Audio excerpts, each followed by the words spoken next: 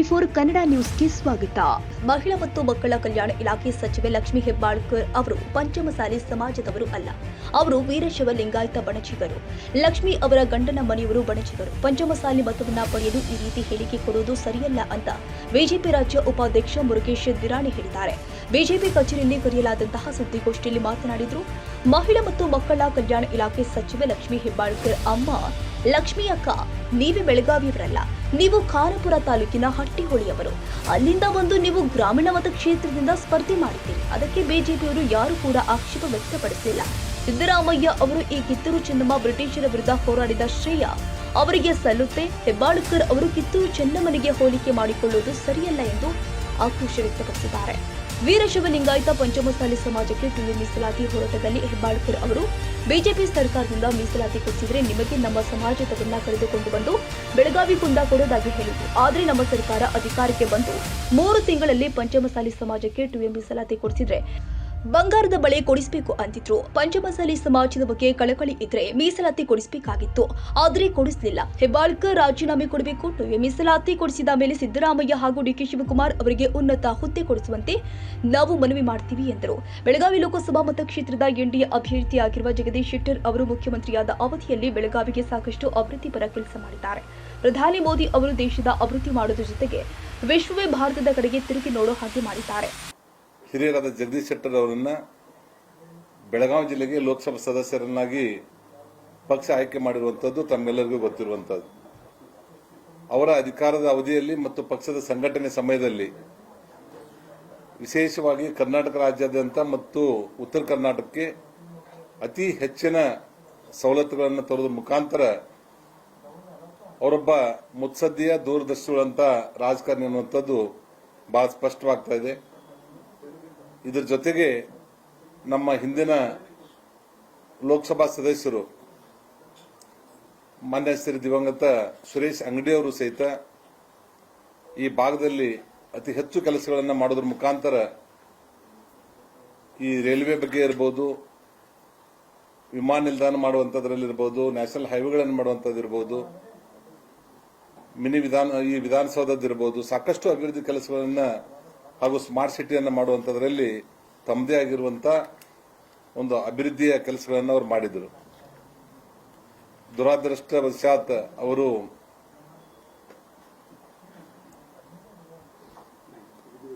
ವಿಧಿವಶವಾಗಿರುವಂತಹ ಹಿನ್ನೆಲೆಯಲ್ಲಿ ಅವರ ಕುಟುಂಬದವರಿಗೆ ಸಹೋದರಿ ಶ್ರೀಮತಿ ಮಂಗಲಾ ಅಂಗಡಿ ಅವರಿಗೆ ಚುನಾವಣೆಯಲ್ಲಿ ಸ್ಪರ್ಧೆ ಮಾಡುವಂತಹ ಅವಕಾಶ ಸಿಕ್ಕಿತ್ತು. ಅವರು ಸಹಿತ ಬೆಳಗಾವಿ ಜಿಲ್ಲೆಯ ಮತದಾರ ಆಶೀರ್ವಾದದಿಂದ ಅವರು ಸಹಿತ ಲೋಕಸಭಾ ಸದಸ್ಯರಾಗಿ ಸೇವೆ ಮಾಡುವಂತಹ ಅವಕಾಶ ಇಲ್ಲಿ ಬಂದು ಒದಗಿತು. ಒಟ್ಟಾರೆ ಮೋದಿಜಿಯವರ ಒಂದು ಕೆಲಸದ ಅವ್ರು ಮಾಡಿರುವಂತಹ ಅಭಿವೃದ್ಧಿ ಕೇವಲ ನಮ್ಮ ದೇಶಕ್ಕಷ್ಟೇ ಮಾದರಿ ಆಗಲಾರ್ದೇನೆ ಇಡೀ ಜಗತ್ತಿನ ಭಾರತದ ಕಡೆಗೆ ನೋಡುವುದರ ಜೊತೆಗೆ ಅತ್ಯಂತ ಪ್ರಮುಖ ಮುಂದುವರೆದಿರುವಂತಹ ದೇಶಗಳನ್ನ ಹಿಂದಕ್ಕೆ, ಜಪಾನ್ ದೇಶದಂತ ಅಭಿವೃದ್ಧಿಶೀಲ ರಾಷ್ಟ್ರಗಳನ್ನು ಸಹಿತ ಇವತ್ತು ಹಿಂದಕ್ಕೆ ನಾವು ಜಗತ್ತಿನ 3ನೇ ಸ್ಥಾನದಲ್ಲಿ ಅಭಿವೃದ್ಧಿ ಪಥದಲ್ಲಿ ನಾವು ಬಂದಿರುವಂತದ್ದು ಒಂದು ದೇಶಕ್ಕೆ ಒಂದು ಹೆಮ್ಮೆ ವಿಷಯ ಅಂತ ಹೇಳ್ಬೋದು. ಅದೇ ನಿಟ್ಟಿನಲ್ಲಿ ಅವರು ಸೂರ್ಯಚಂದ್ರ ಹುಟ್ಟುವುದು ಎಷ್ಟು ಸತ್ಯ ಇದನೋ ಅಷ್ಟೇ ಸತ್ಯ ಮತ್ತೊಮ್ಮೆ ನರೇಂದ್ರ ಮೋದಿ ಅವರು ಈ ದೇಶದ ಪ್ರಧಾನಮಂತ್ರಿ ಆಗ್ತಾರೆ.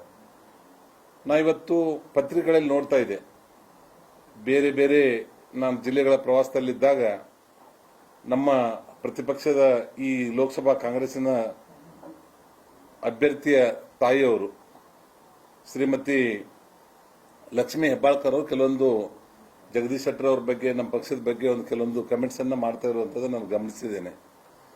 ಅವ್ರು ಹೇಳ್ತಾ ಇರುವಂತದ್ದು ಜಗದೀಶ್ ಶೆಟ್ಟರ್ ಅವರು ಹೊರಗಿನವರು ಅನ್ನುವಂಥದ್ದನ್ನ ಬಹಳಷ್ಟು ಸಲ ಅವ್ರು ಈ ಬೆಳಗಾವದಲ್ಲಿ ಹೇಳಿರುವಂತದ್ದನ್ನು ತಾವು ನೋಡಿದ್ದೇನೆ. ನಾನು ಬಹಳ ಸ್ಪಷ್ಟವಾಗಿ ಹೇಳುವಂತದ್ದು ಇಚ್ಛೆ ಪಡ್ತಾ ಇದ್ದೀನಿ. ಅಮ್ಮ ಲಕ್ಷ್ಮೀ ಅಕ್ಕ, ನೀವೇ ಬೆಳಗಾವದವರಲ್ಲ, ನೀವೇ ಖಾನಾಪುರ ತಾಲೂಕಿನ ಹಟ್ಟಿಹೊಳಿಯವರು. ಇಲ್ಲಿ ಬಂದು ಬೆಳಗಾವದ ಗ್ರಾಮೀಣ ಭಾಗದಲ್ಲಿ ಸ್ಪರ್ಧೆ ಮಾಡಿದ್ದೀರಿ. ಬೆಳಗಾವಿ ಗ್ರಾಮೀಣಕ್ಕೆ ನೀವೇ ಸಂಬಂಧ ಇಲ್ಲ. ಒಂದು, ನಮ್ಮವ್ರು ಯಾರು ಅದಕ್ಕೆ ಅಬ್ಜೆಕ್ಷನ್ ಮಾಡಿಲ್ಲ, ನೀವು ಬೇರೆದವ್ರು ಬಂದು ಇಲ್ಲಿ ಯಾಕೆ ನಿಂತೀರಿ ಅನ್ನುವಂಥದ್ದು. ನಾವು ಇನ್ನೊಂದು ಸ್ವಲ್ಪ ಹಿಂದೆ ಹೋಗಿ ನೋಡಿದ್ರೆ ಕಾಂಗ್ರೆಸ್ನಿಂದ ನಂದು ಬಾಗಲಕೋಟೆ ಜಿಲ್ಲೆ, ಅಲ್ಲಿ ವೀರೇಂದ್ರ ಪಾಟೀಲ್ರು ಗುಲ್ಬರ್ಗಾದಿಂದ ಬಾಗಲಕೋಟೆಗೆ ಬಂದು ಕಾಂಗ್ರೆಸ್ನಿಂದ ಲೋಕಸಭೆಗೆ ಸ್ಪರ್ಧೆ ಮಾಡಿದ್ರು. ಅದನ್ನು ಅಷ್ಟೇ ಅಲ್ಲದೆ ಇಂದಿರಾ ಗಾಂಧೀಜಿಯವರು ಸಹಿತ ನಮ್ಮ ಚಿಕ್ಕಮಗಳೂರು ನಿಂತಿರುವಂಥದ್ದು ಎಲ್ಲರಿಗೂ ಗೊತ್ತಿದೆ. ಸೋನಿಯಾ ಗಾಂಧಿ ಅವರು ಇರ್ಬೋದು.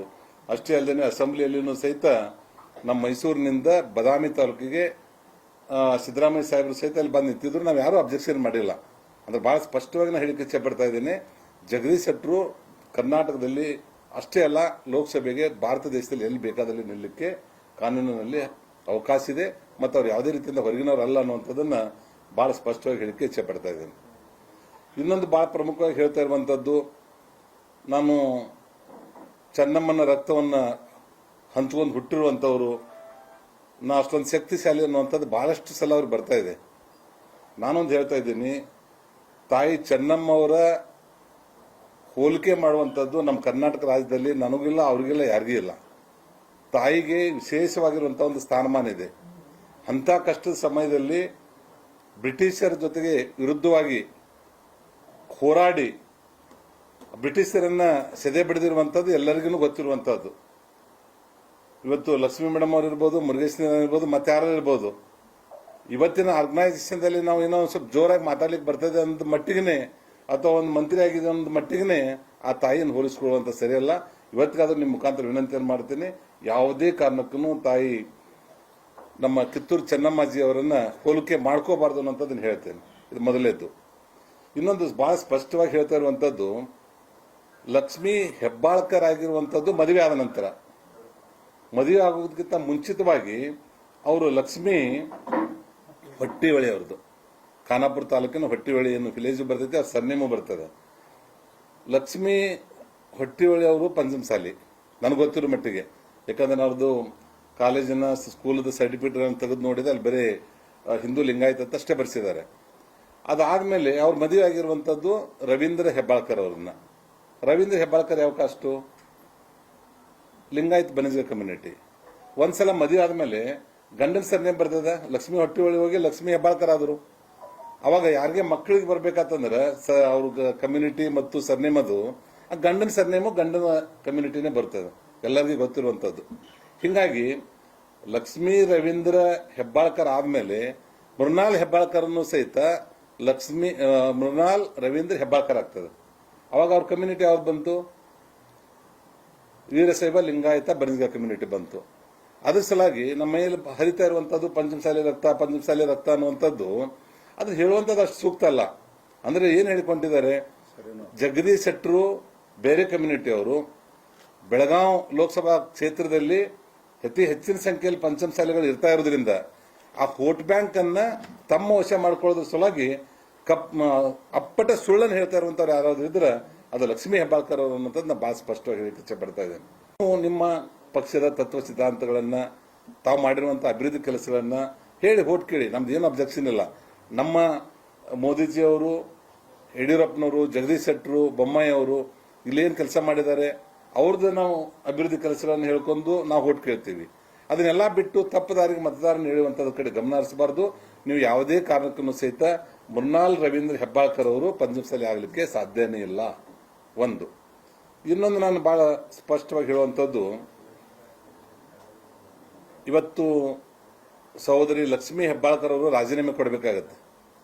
ಯಾಕೆ ಅಂತ ಕೇಳಿದ್ರೆ, ನಾವು ನಮ್ಮ ಸರ್ಕಾರ ಇದ್ದಾಗ ವೀರಶೈವ ಲಿಂಗಾಯತ ಪಂಚಮಸಾಲಿಗೆ 2A ಬೇಕನ್ನುವಂತ ಹೋರಾಟವನ್ನ ಬಹಳ ದಿವಸಗಳಿಂದ ನಾವು ಮಾಡ್ತಾ ಇದ್ದೀವಿ.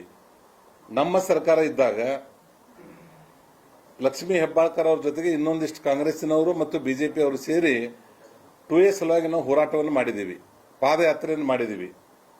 ಪಾದಯಾತ್ರೆಯನ್ನು ಮಾಡುವಂತ ಸಂದರ್ಭದಲ್ಲಿ ಇಲ್ಲಿ ಅಧಿವೇಶನ ನಡೀತಾ ಇತ್ತು ಬೆಳಗಾವದಲ್ಲಿ. ಅದರ ಎದುರುಗಡೆನೆ ನಮ್ಮ ಕೂಡಲ ಸಂಗಮ ಸ್ವಾಮೀಜಿಯವರು ಮತ್ತು ಇನ್ನಿತರ ನಮ್ಮ ಸಮಾಜದ ಹಿರಿಯರೆಲ್ಲರೂ ಕೂಡಿ ಒಂದು ಆ ಸಮಾರಂಭದಲ್ಲಿ ಏನು ಹೇಳಿದ್ರು, ಅವತ್ತು ನಾನು ಕೈಗಾರಿಕಾ ಸಚಿವನಾಗಿದ್ದೆ, ಅವರು ವಿಧಾನ ಪರಿಷತ್ತಿನ ಸದಸ್ಯರಾಗಿದ್ದರು.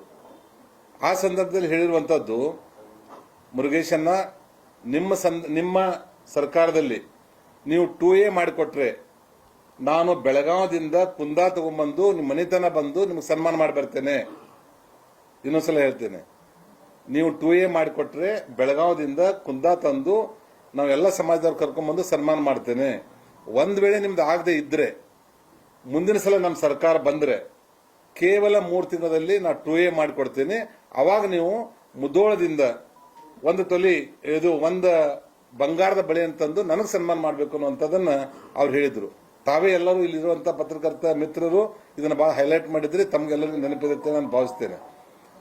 ನಾನೊಂದು ಕೇಳ್ತೇನೆ, ಅವಾಗ ಹೇಳಿದೆ ನಾನು, ನಮ್ಮ ಕಡೆ 2A ಮಾಡ್ಲಿಕ್ಕೆ ಆಗಲಿಲ್ಲ, ನಾವು 2D ಮಾಡಿದ್ದೀವಿ. 2Dದಲ್ಲಿ ಯಾವುದೇ ಇದ್ದಂಥ ಸಮಾಜದವರಿಗೆ ಅನ್ಯಾಯ ಆಗಲಾರ್ದಂತೆ, ಅವ್ರ ಕಡೆ ಇರುವಂಥ ಪರ್ಸೆಂಟೇಜನ್ನು ಕಡಿಮೆ ಮಾಡಲಾರ್ದಂತೆ ನಾವು SC ST ಬಂಜಾರ ಮತ್ತು ಲಿಂಗಾಯತ ಸಮಾಜಕ್ಕೆ ನಾವು ಹೆಚ್ಚಿನ ಕೋಟಾಗಳನ್ನು ಮಾಡಿಕೊಟ್ಟಿರುವಂಥದ್ದು ಎಲ್ಲರಿಗೂ ಗೊತ್ತಿದೆ. ಅದಕ್ಕೆ ನಾವು 2A 2B ಇರೋದನ್ನ 2C 2D ಅನ್ನು ಮಾಡ್ಕೊಂಡು 2A 2B ಡಿಸ್ಟರ್ಬ್ ಆಗಲಾರ್ದೇ 2C ಮತ್ತು 2D ಮಾಡಿರುವಂಥದ್ದು ತಮ್ಗೆ ಗೊತ್ತಿದೆ. ನಾನು ಇವತ್ತು ಕೇಳ್ತಾ ಇರುವಂಥದ್ದು ಅಷ್ಟೇನೆ, ನೀವು 3 ತಿಂಗಳಲ್ಲಿ ನಾ 2A ಮಾಡಿಕೊಡ್ತೀನಿ ಅಂತ ಹೇಳಿದ್ರಿ. ಇವತ್ತು 3 ತಿಂಗಳೆಲ್ಲ 1 ವರ್ಷ ಆಯಿತು, ಯಾಕೆ ಮಾಡಿಲ್ಲಮ್ಮ ನೀವು ನಿಜವಾಗಿನೂ ಸಹಿತ ಪಂಚಮಸಾಲಿ ಆಗಿದ್ರಂದ್ರೆ ನೀವು ಸಿದ್ದರಾಮಯ್ಯ ಸಾಹೇಬ್ರಿಗೆ ಹೇಳ್ತಿದ್ರಿ, ನಾವು 2A ಮಾಡಿಕೊಡ್ತೀನಿ ಅನ್ನುವಂಥ ಆ ಸಮಾಜಕ್ಕೆ ಒಂದು ಭರವಸೆಯನ್ನು ಕೊಟ್ಟು ಓಟ್ ಹಾಕ್ಸ್ಕೊಂಡು ನಾವು ಚುನಾವಣೆಗೆ ಸ್ಪರ್ಧೆ ಮಾಡಿದ್ದೀನಿ. ಅದ್ರ ಸಲುವಾಗಿ ನನಗೆ 3 ತಿಂಗಳಾದರೂ ಸಹಿತ ಮಾಡಿಕೊಡ್ಲಿಕ್ಕೆ ಆಗಿಲ್ಲ.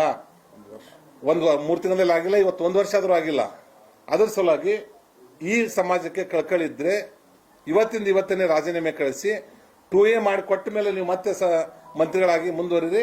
ನಾನು ಬರೀ ಒಂದು ಜೊತೆ ಬಂಗಾರದ ಬಳೆ ಅಲ್ಲ, 1 kg ಒಂದು ಬಂಗಾರದ ಬಳೆಗಳನ್ನು ಉಳಿದ ಆಭರಣಗಳನ್ನು ಮಾಡಿಸಿ 16,000 ಸಮಾಜದ ಬಂಧುಗಳನ್ನು ಕರೆಸಿ ನಿಮಗೆ ಬೆಳಗಾವದಲ್ಲಿ ಆಗಲಿ ಬೆಂಗಳೂರಲ್ಲಿ ಆಗಲಿ ನೀವು ಎಲ್ಲಿ ಹೇಳ್ತೀರಿ ಅಲ್ಲಿ ಬಂದು ನಿಮಗೆ ಸನ್ಮಾನಗಳನ್ನು ಮಾಡಿ ಹೋಗ್ತೀವಿ. ಅವ್ರು ಪ್ರಾರಂಭ ಮಾಡಿದ್ರಿಂದ ಅದಕ್ಕೆ ನಾವು ಉತ್ತರ ಹೇಳ್ತಿದ್ದಾರೆ. ನಂದೇನು ಹೊಸದಿಲ್ಲ. ಇವತ್ತು ಕಳೆದ 1 ವಾರದಿಂದ ಅವರು ನನ್ನ ಮೈ ಮೇಲೆ ಹರಿತಾ ಇರುವಂಥದ್ದು ಪಂಚಮಸಾಲಿ ರಕ್ತ, ನಂದ ಬೇರೆ ಬೇರೆಗಳನ್ನು ಹೇಳ್ತಾ ಇರುವಂಥದ್ದು ಹಿನ್ನೆಲೆಯಲ್ಲಿ ಅದನ್ನು ಸ್ಪಷ್ಟೀಕರಣ ಕೊಡೋದ್ರ ಸಲುವಾಗಿ ಜಗದೀಶ್ ಶೆಟ್ಟರು ಹೊರಗಿನವರು ಅನ್ನುವಂಥದ್ದನ್ನ ಸ್ಪಷ್ಟೀಕರಣ ಕೊಡುವಂಥದ್ರ ಸಲುವಾಗಿ ಇವತ್ತು ಪ್ರೆಸ್ ಮೀಟ್. ಇಲ್ಲ ನಮ್ಮವ್ರು ಯಾರು ಇಲ್ಲ. ನೋಡಿ, ಇಲ್ಲಿ 1 ನಿಮಿಷ ಕ್ಲಾರಿಫೈ ಮಾಡ್ತೀನಿ, ಅದಕ್ಕೇ ಕ್ಲಾರಿಫೈ ಮಾಡ್ತೀನಿ. ಅವ್ರಿಗೆ ಸರ್ 1 ನಿಮಿಷ ನಿಮ್ಮ ಪ್ರಶ್ನೆ ನನಗೆ ಅರ್ಥ ಆಗಿದೆ, ಅದಕ್ಕೆ ಉತ್ತರ ಹೇಳ್ತೀನಿ. ಜಗದೀಶ್ ಶೆಟ್ಟರ್ ಅವರು ಇಲ್ಲಿರುವಂತ ಲೋಕಲ್ದ ನಾಯಕರನ್ನ ಬೆಳೆಸಬೇಕು, ಸ್ಥಳೀಯರಿಗೆ ಅವಕಾಶ ಮಾಡಿಕೊಡ್ಬೇಕು ಅನ್ನೋಂಥ ಬೇಡಿಕೆ ಐತೆ ಹೊರತು ಅವ್ರಿಗೆ ಟಿಕೆಟ್ ಕೊಡಬಾರ್ದು, ಅವ್ರು ಹೊರಗಿನವ್ರದವ್ರು ಅನ್ನೋಂಥದ್ದಲ್ಲ. ಪ್ರಥಮ ಅವಕಾಶ ನಮ್ಮ ಜಿಲ್ಲೆಯಲ್ಲಿ ಇರುವಂತವ್ರು ಕೊಡಿ. ಇಲ್ಲಾಂದ್ರೆ ಅವರು ಸೀನಿಯರ್ ಇದ್ದಾರೆ, ಎಲ್ಲ ಪಕ್ಷದಲ್ಲಿ 40 ವರ್ಷಗಳ ಕಾಲ ಕೆಲಸ ಮಾಡಿರೋದ್ರಿಂದ ಅವ್ರಿಗೆ ಟಿಕೆಟ್ ಅನೌನ್ಸ್ ಆದ್ಮೇಲೆ ಯಾರು ವಿರೋಧ ಮಾಡಿಲ್ಲ. ಎಲ್ಲರೂ ಒಟ್ಟಾಗಿ ಒಂದಾಗಿ ಇವತ್ತು ಕೆಲಸ ಮಾಡ್ತಾ ಇದ್ದಾರೆ. ಇವತ್ತು ಜಗದೀಶ್ ಶೆಟ್ಟರ್ ಅವರು ನಮ್ಮ ಪಕ್ಷದ ಕಾರ್ಯಕರ್ತರ ಒಂದು ಪ್ರಯತ್ನದಿಂದ, ಅವರ ಆಶೀರ್ವಾದದಿಂದ 2 ಲಕ್ಷಕ್ಕೂ ಹೆಚ್ಚು ಮತಗಳ ಅಂತರದಿಂದ ಇವತ್ತು ಭಾರತೀಯ ಜನತಾ ಪಾರ್ಟಿಗೆ ಲೋಕಸಭೆಗೆ ಅವರು ಆಯ್ಕೆ ಆಗ್ತಾರೆ.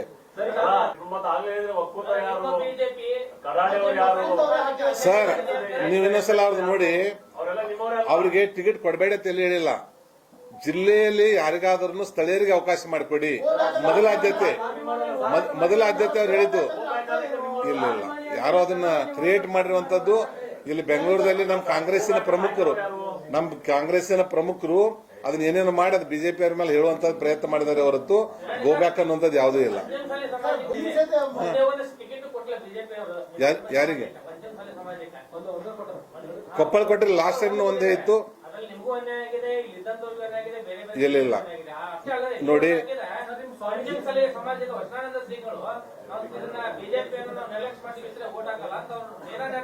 ನೋಡಿ, ನಾನೊಂದು ಹೇಳ್ತೇನೆ ನೋಡಿ, ಇದು ವೀರಶೈವ ಲಿಂಗಾಯತ ಸಮಾಜಕ್ಕೆ ದೊಡ್ಡ ಸಮಾಜ. ನಮ್ಮಲ್ಲಿ ಟೋಟಲ್ 7 ಕೋಟಿ ಜನರಲ್ಲಿ 24% ವೀರಶೈವರಿದ್ದೀವಿ. ಆ ವೀರಶೈವರದಲ್ಲಿ 60% ವೀರಶೈವ ಲಿಂಗಾಯತ ಪಂಚಮಸಾಲಿ ಇದೆ. ಅದು ಸಲ ನಮ್ಮ ಬೇಡಿಕೆ ಏನಿದೆ, ಬರುವಂತ ದಿವಸದಲ್ಲಿ ನೀವು ಕನಿಷ್ಠ 3 ಸೀಟ್ ಆದರೂ ಕೊಡಿ 28ರಲ್ಲಿ ಅನ್ನುವಂತ ಬೇಡಿಕೆ ಇದೆ. ಆದರೆ ಎಲ್ಲರಿಗೆ ಹಂಚುವಂತ ಸಂದರ್ಭದಲ್ಲಿ ಮೇಲೆ ನಮಗೆ ತಿಳಿಸುವಂತದ್ದು, ನಮ್ಮ ಕೂಗು ಡೆಲ್ಲಿ ಮಟ್ಟದಲ್ಲಿ ಮುಟ್ಟದೇ ಇರುವಂತದ್ರಲ್ಲಿ ಇವತ್ತು 1 ಸೀಟನ್ನು ಕೊಟ್ಟಿದ್ದಾರೆ. ಮೊದಲಿಂದಲೂ 1 ಸೀಟ್ ಇದ್ದೇ ಇದೆ ನಮ್ಮಲ್ಲಿ. ಇವತ್ತಾದ್ರೂ ಕಾಂಗ್ರೆಸ್ ಒಂದೇ ಸೀಟ್ ಕೊಟ್ಟಿದ್ದಾರೆ. ಬಾಗಲಕೋಟ್ ಶಿವಾನಂದ ಪಾಟೀಲ್ ಅವರು, ಸಂಯುಕ್ತ ಪಾಟೀಲ್ ಒಬ್ಬರೇ ಇದ್ದಾರೆ ಕಾಂಗ್ರೆಸ್ನಲ್ಲಿ. ನಮ್ಮಲ್ಲಿ 1 ಸೀಟ್ ಕೊಟ್ಟಿದ್ದಾರೆ. ನಾವು ಬರುವಂತ ದಿವಸದಲ್ಲಿ ನಾವು ವಿನಂತಿ ಮಾಡಿದ್ವಿ, ಕನಿಷ್ಠ 3 ಸೀಟ್ ಆದ್ರೂ ಕೊಡಬೇಕು ಅನ್ನುವಂಥದ್ದನ್ನ ಅವರು ನಮ್ಮ ನಾಯಕರೆಲ್ಲರೂ ಒಪ್ಕೊಂಡಿದ್ದಾರೆ. ಹೌದು, ಈ ಸಮಾಜ ದೊಡ್ಡದಿದೆ, ಬರುವಂತ ದಿವಸದಲ್ಲಿ ಕನ್ಸಿಡರ್ ಮಾಡ್ತೀವಿ ಅನ್ನೋ ಮಾತನ್ನು ಹೇಳಿದ್ದಾರೆ. ಬಹಳ ಸಿಂಪಲ್ ಆಗಿದೆ. ಇಲ್ಲ ಕಾನೂನು ಸಲಹೆ ಅಲ್ಲ ಅದು.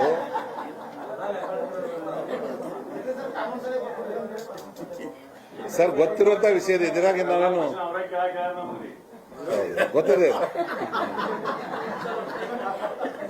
ಸರ್ ನಾನು ಹೇಳ್ತಿರೋಂಥದ್ದು ಇಷ್ಟೇನೆ, ಮೃಣಾಲ್ ರವೀಂದ್ರ ಹೆಬ್ಬಾಳ್ಕರ್ ಅವರು ಲಿಂಗಾಯತ್ ಬಂದಿದ್ದಾರೆ, ಅದ್ರ ನಮ್ಮ ಪ್ರಶ್ನೆ. ಅವ್ರೇನು ಪಂಚಮಸಾಲಿ ಹತ್ರ ಹೊಂಟಿದಾರಲ್ಲ, ಅದು ಕ್ಲಾರಿಫೈ ಮಾಡತ್ತೀನಿ ಇಷ್ಟೇನೆ. ಮತ್ತಿದೇನು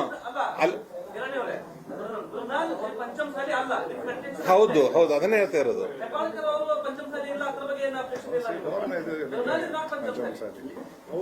ಲಕ್ಷ್ಮೀ ಹೆಬ್ಬಾಳ್ಕರ್ ತವ್ರ ಮನೆ ಇರೋದಂದಿರುವಂತದ್ದು ವೀರಶೈವ ಲಿಂಗಾಯತ್ ಪಂಚಮಸಾಲಿ, ಅದನ್ನ ಒಪ್ಕೋತೀವಿ. ಅವ್ರ ಮದುವೆ ಆದ್ಮೇಲೆ ಗಂಡನ ಮನೆಗೆ ಬಂದ ಮೇಲೆ, ಅವ್ರ ಮಗು ಆದ್ಮೇಲೆ ಗಂಡನ ಕಮ್ಯುನಿಟಿ ಬರ್ತೈತೆ ನಮ್ ಕಡೆ ಎಲ್ಲ. ಮತ್ ಬೆಳಗಾವಿ ಹೆಂಗದ ಗೊತ್ತಿಲ್ಲ. ನೀವು ಅರ್ಥ ಮಾಡ್ಕೊಳ್ಳಿ. ನನ್ಗಿಂತ ಹೆಚ್ಚು ಅನುಭವ ಇರುವಂತವ್ರು ನೀವು ಅರ್ಥ ಮಾಡ್ಕೊಳ್ಳಿ. ನಾನು ಅದನ್ನೇ ಹೇಳ್ತಾ ಇದ್ದೀನಿ, ಅದೇ ಉದ್ದೇಶದಿಂದಾನೆ ನಾನು ಹೇಳೋದ್ರಲ್ಲಿ ಬಹಳ ಸ್ಪಷ್ಟತೆ ಇದೆ. ಒಂದು ಕಮ್ಯುನಿಟಿ ವೈಸು, ಎರಡನೇದ್ದು ಅವ್ರ ಕಡೆ ಒಂದು ವರ್ಷ ಆದ್ರೂ 2A ಮಾಡಿಕೊಡಕ್ಕಾಗಿಲ್ಲ. ಆ 2A ಮಾಡಿಕೊಡುವವರಿಗೆ ಅವ್ರು ರಾಜೀನಾಮೆ ಕೊಡ್ಬೇಕು ಅನ್ನೋಂಥದ್ದು ನನ್ನ ಒತ್ತಾಯ ಇದೆ. ಧನ್ಯವಾದಗಳು ಸರ್. ಟಿಪಿ ಕಳಿಸ್ತೇನೆ, ಟಿಪಿ ಕೊಡ್ತೀನಿ. 10 ಜಿಲ್ಲೆಗೆ ಹೋಗ್ತಾ ಇದೆ.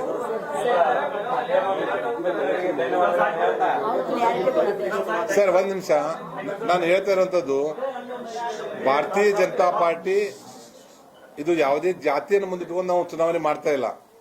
ಹೆಬ್ಬಾಳ್ಕರ್ ಮೇಡಮ್ ಅವರು ಇದನ್ನ ಪದೇ ಹೇಳ್ತಾ ಇರೋದ್ರಿಂದ ಅದು ಕ್ಲಾರಿಫಿಕೇಶನ್ ಮಾತ್ರ, ಸ್ಪಷ್ಟೀಕರಣ ಮಾತ್ರ ಕೊಡ್ತಾ ಇದ್ದೀವಿ. ನಮ್ಮ ಚುನಾವಣೆಯಲ್ಲಿ ಬೆಳಗಾವಿಯಿಂದ ಹಿಡಿದು ಡೆಲ್ಲಿವರೆಗೆ ಎಲ್ಲಾ ರಾಜ್ಯದಲ್ಲಿಯೂ ಸಹಿತ ನಾವು ಜಾತ್ಯತೀತವಾಗಿರುವಂತ ಎಲ್ಲರನ್ನು ಒಟ್ಟಿಗೆ ತೆಗೆದುಕೊಂಡು ಹೋಗಿರುವಂತ ಪಕ್ಷ ಭಾರತೀಯ ಜನತಾ ಪಾರ್ಟಿ. ಅವ್ರು ಹೇಳಿರುವಂತ ಕನ್ಫ್ಯೂಸ್ ಮಾಡಿರುವಂತದಕ್ಕೆ ನಾನು ಸ್ಪಷ್ಟೀಕರಣ ಕೊಟ್ಟಿದ್ದೇನೆ ಅಷ್ಟೇ.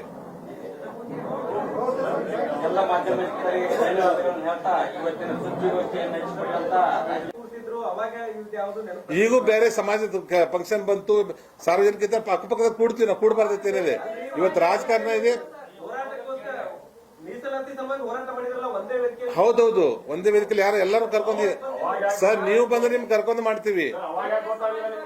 ಯಾವ್ದು ನಾವು ಪಂಚಮಸಾಲಿ ಅಲ್ದ ಇದ್ದಂತ ನಮ್ಗೆ ಸಪೋರ್ಟ್ ಮಾಡ್ಲಿಕ್ಕೆ ಬಂದಾಗ ಅವ್ರನ್ನೂ ಕರ್ಕೊಂಡು ಹೋರಾಟ ಮಾಡ್ತೀವಿ. ನಾವ್ ಎತ್ತಿನ ಪಾದಯಾತ್ರೆ ಮಾಡೋ ಬೇರೆ ಸಮಾಜದವರು ಬಂದಿದ್ದಾರೆ. ಇಬ್ರು ಒಪ್ಕೋತಾ ಇಲ್ಲ, ನೀವು ಕೇಳ್ರಿ.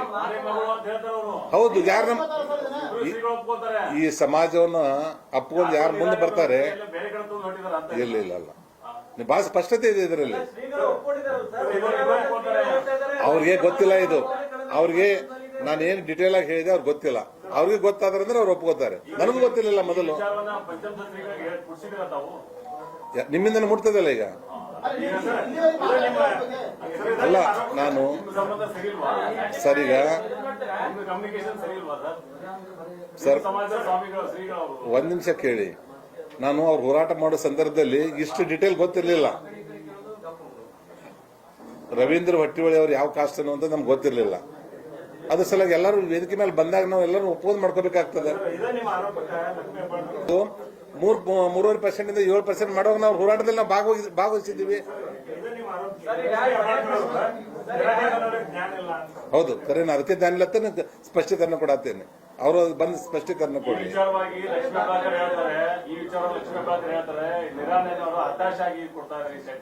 ಹೌದು, ನಾವು ಚುನಾವಣೆ ಸ್ಪರ್ಧೆ ಮಾಡಿದ್ದೀನಿ, ಅದಕ್ಕೆ ಹತಾಶೆ ಕೊಡ್ತಾ ಇದ್ದೇನೆ. ದಾಖಲೆ ಅವ್ರು ಸ್ಕೂಲ್ದಲ್ಲಿ ನೋಡಿದ್ವಿ. ಅದು ಬರೀ ವೀರಶೈವ ಲಿಂಗಾಯತ ಅಷ್ಟೇ ಇದೆ, ಎಲ್ಲಿ ಪಂಚಮಸಾಲಿ ಅನ್ನೋದಿಲ್ಲ. ನೋಡಿ, ಅವ್ರು ಪಂಚಮಸಾಲಿ ಆಗಿದ್ರೆ ಪಂಚಮಸಾಲಿ ಮತಗಳು ಅವ್ರು ಬರ್ತಾರೆ. ಈ ವಿಷಯಗಳನ್ನ ಯಾರಿಗೆ ವಿಷಯ ಗೊತ್ತಿಲ್ಲ ಅನ್ನೋ ಅವ್ರು ಮುಡ್ಸೋದೇ ಕೆಲಸ ಮಾಡ್ತಾ ಇದೀವಿ. ಸರ್ ಗೊತ್ತಿರಲಿಲ್ಲ ಸರ್ ಅದು. ಇವರು ಮತ್ತೊಬ್ರಿಗೆ ಅವಕಾಶ ಮಾಡ್ಕೊಂಡು ಅದನ್ನೇ ರಿಪೀಟ್ ಮಾಡ್ತೀನಿ. ನೋಡಿ, ಎಲ್ಲರೂ ಒಂದ್ಸಲ ವೇದಿಕೆ ಮೇಲೆ ಇದ್ದಾಗ ಎಲ್ಲರದು ಡಿಟೇಲ್ ಆಗಿ ಗೊತ್ತಿರುವುದಿಲ್ಲ. ನಾವು ಗೊತ್ತಾದಾಗ ನಾ ಹೇಳ್ಬೇಕಲ್ಲ.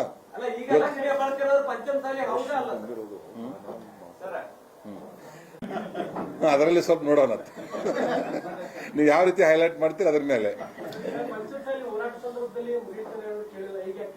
ಯಾರು?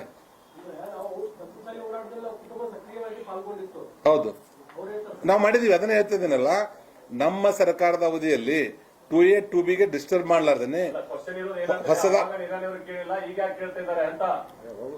ಅವನ್ನ ಕೇಳ್ಕೊತಾನೆ ಇದೀನಿ. ಅಮ್ಮ 3 ತಿಂಗಳು ಆಗೋ ತನಕ ವೇಟ್ ಮಾಡಿದೀವಿ. ಅವ್ರು 3 ತಿಂಗಳ ಸಮಯ ಕೊಟ್ಟಿದ್ರು ನಮಗೆ. ಹೊಸ ಸರ್ಕಾರ ಬಂದ ಮೇಲೆ 3 ತಿಂಗಳ ಒಳಗಾಗಿನೇ ನಾವು 2A ಮಾಡಿಕೊಡ್ತೀನಿ ಅನ್ನುವಂತ ಮಾತನ್ನ ಹೇಳಿದ್ರು.